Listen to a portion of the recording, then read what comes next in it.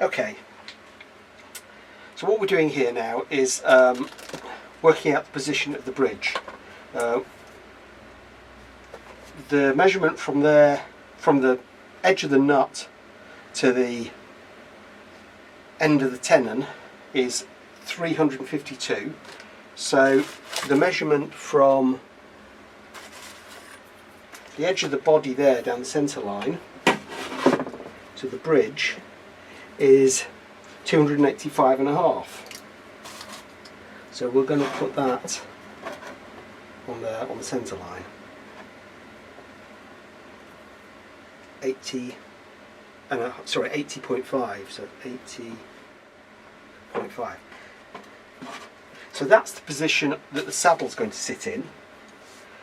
I want this to sit about 3 mil forward of that, so we'll mark that. 3. And I want to, how wide is this? Because I want this in the centre of that. This is 156, so 78 either way. 70.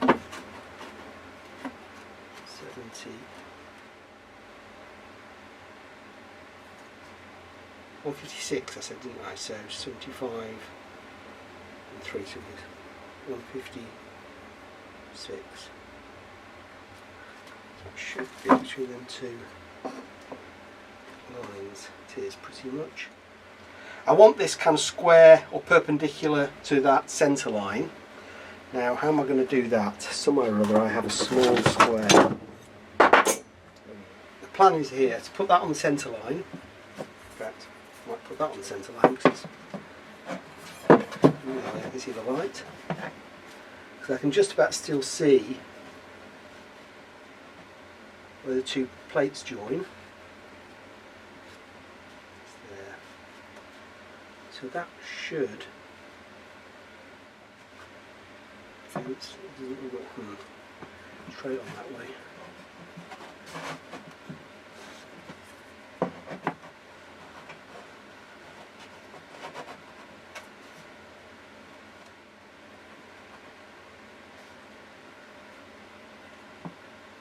So I think it's there. So with a sharpish pen I'm going to draw a very light line around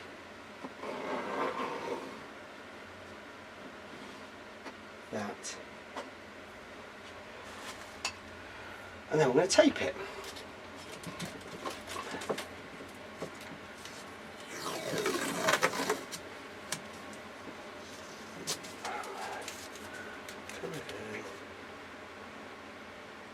I'm going to tape just inside the line.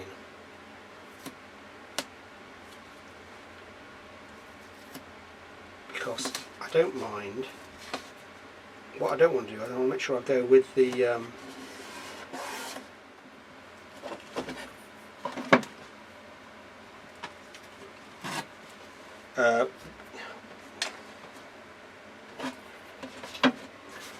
want to make sure I get the French polish just under the edge of where I'm going to glue it down.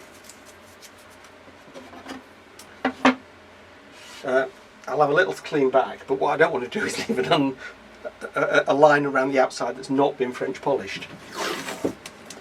If you follow me.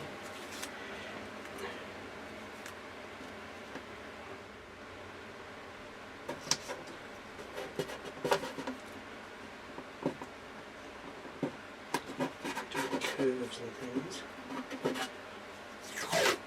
Lots of little bits, I think, of tape.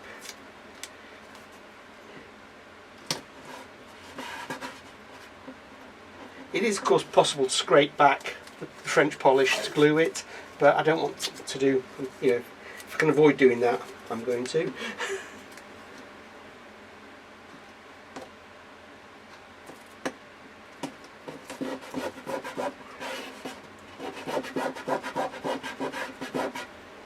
Okay, so we've got the edges now. So that'll do for that bit. Now this is a similar problem at this end because we will glue the fretboard down eventually. So I want to just take all that off. And there. And we're going to do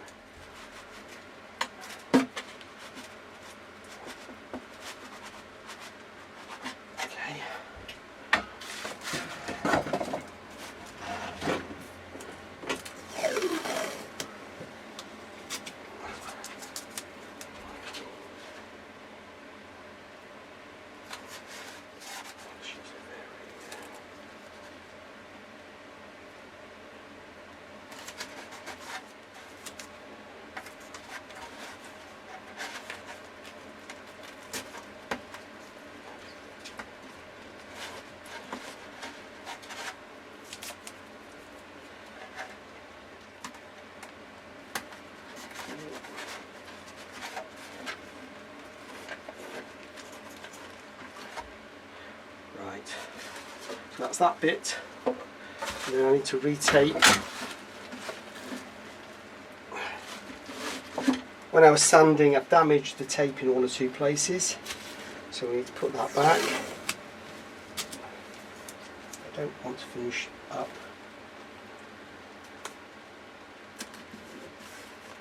French polishing the fingerboard and sealing that because it's got to be oiled.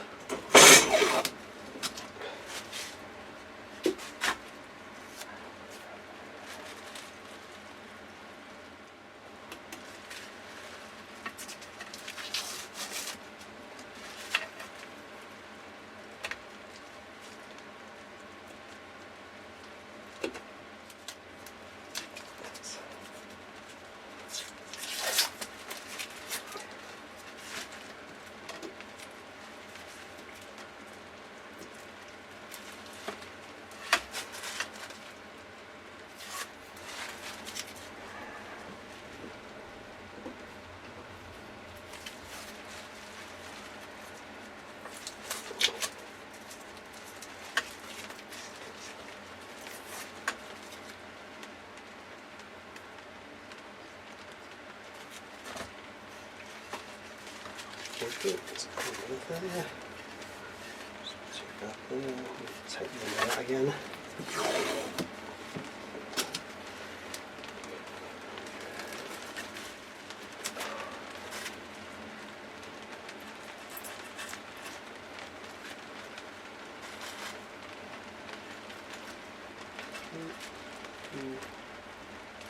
That's best.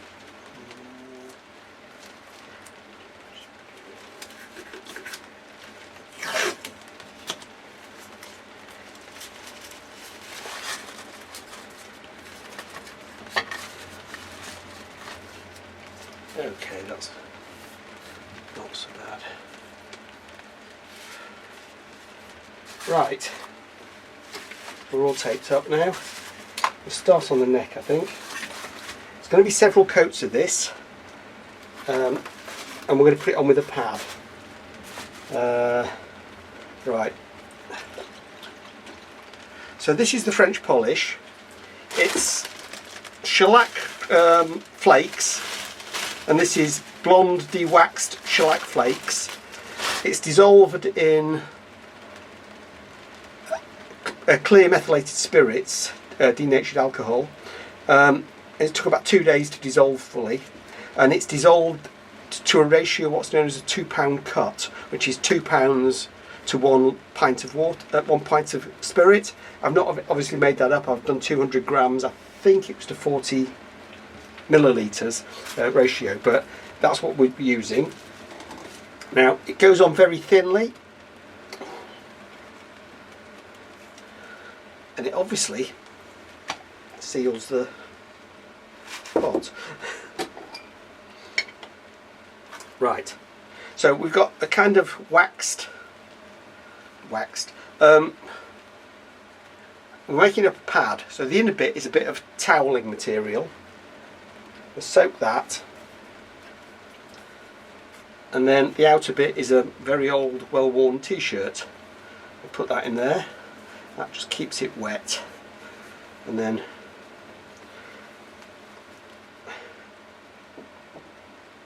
we're going to go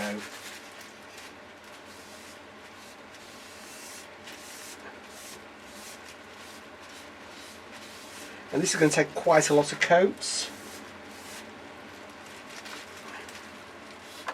so we'll come back to this.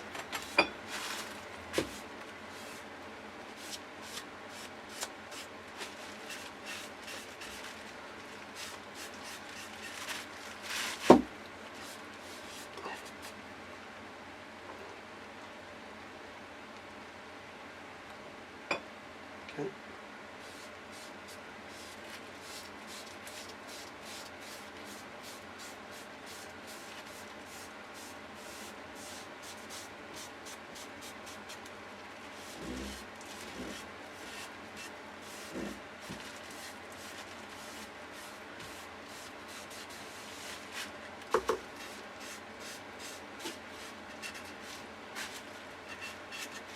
Okay, I think that's the first coat on there, and you can see the colours starting to come out, certainly in the headstock and in the back here. So we'll put that to one side, and then we'll start work on the top.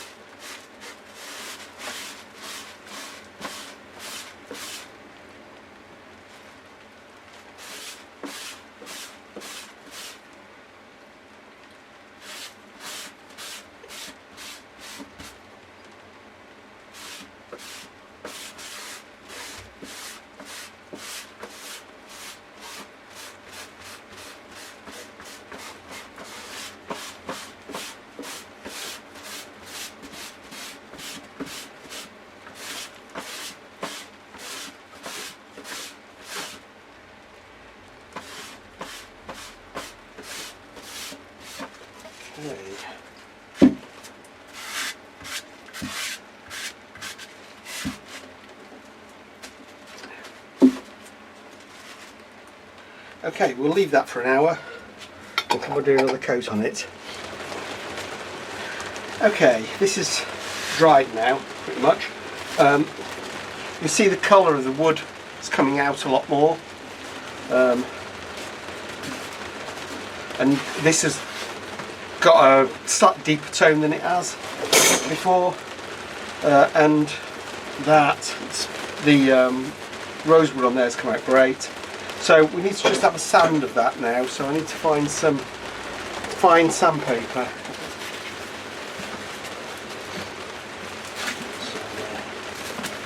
into that lot.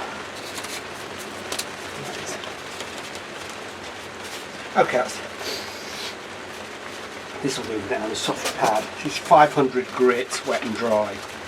Now I'm just going to go a slight sand over all of this now.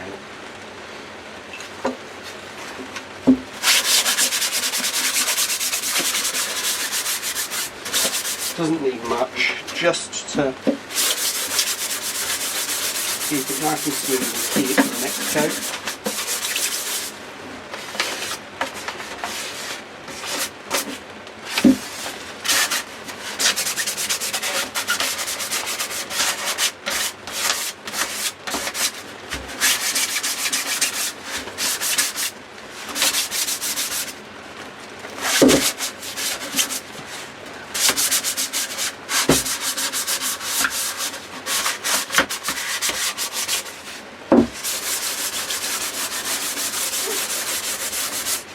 And that's all really we're doing. We're not taking very much off at all, and we're going to then go over that again.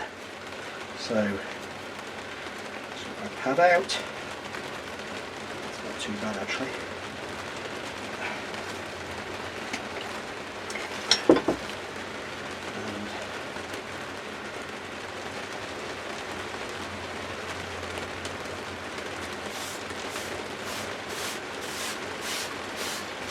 I'm not getting the same colour change as I was before now. So okay.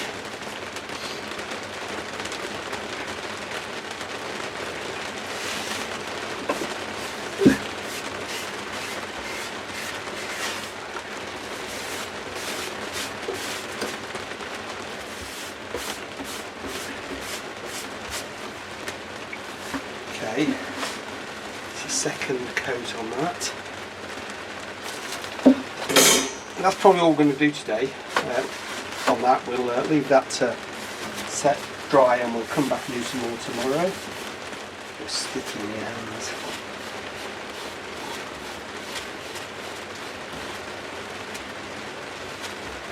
Okay.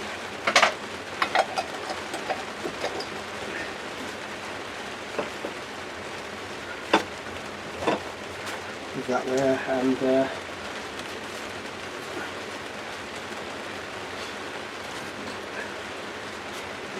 right, I think that's it for today. We'll come back. I'm probably going to do about 4 coats and see how it goes, see how it builds up on that, and maybe a bit of research, see how many I think it needs. I've heard of people putting 7 or 8 coats on, so I think we'll see on that.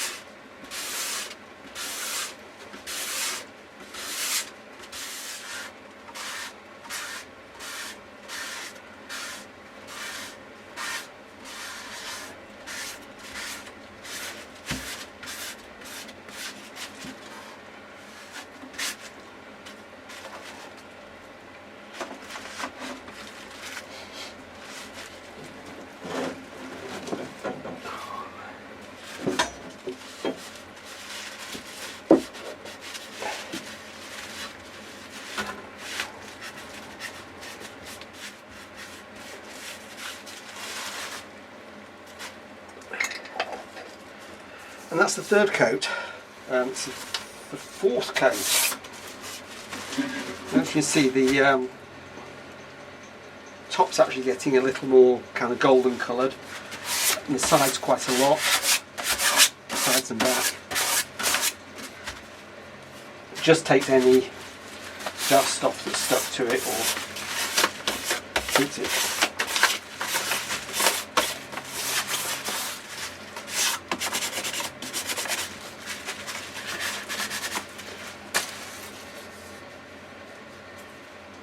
Slightly rough there. Just got a bit of a rough bit on the top, bit on there. I just need to feel it there on the edge.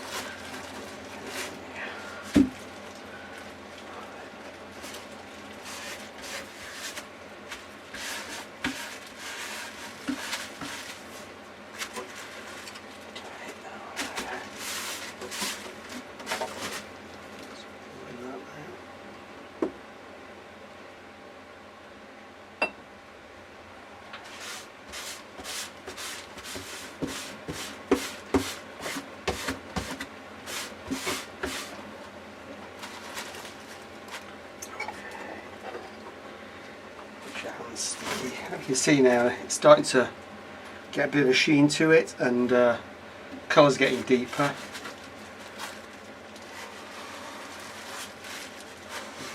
The edges there from the binding. Okay. Good.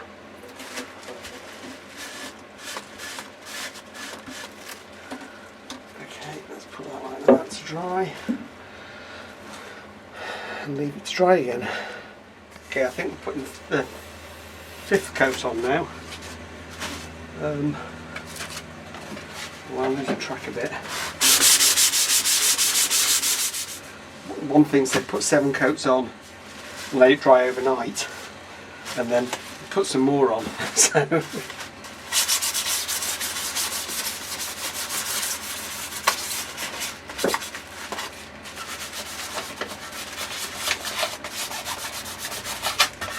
Coats are very, very thin, and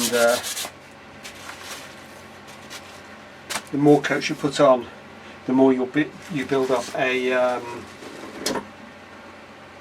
depth of shine and colour. So I think we'll just carry on and see how far we go. This might be a new pad soon.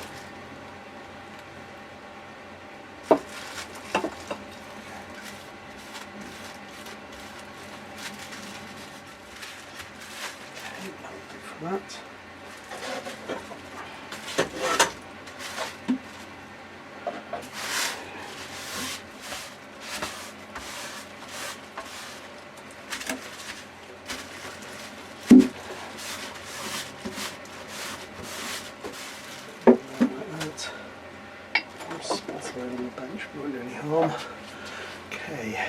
Okay, I didn't film the last time. I think we're on the 7th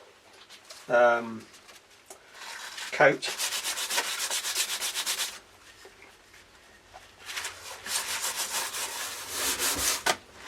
Don't know if you can see there the colour of it, and it's starting to get a better shine on it. So I think what we'll do is do one more coat tonight, and and then I'll let it dry overnight, and we'll have a look at it again in the morning. Maybe do another couple of coats in the morning, that might be it. And I've been reading up, it says to get a real shine on it, one of the things to do is use beeswax polish on it. So I'll think about that, because one of the problems with doing that is if it gets marked, it's hard to recoat it after they put beeswax on. So whereas if it's left like this and it gets marked, I can sand it out and redo it. So I'll have a think about the beeswax.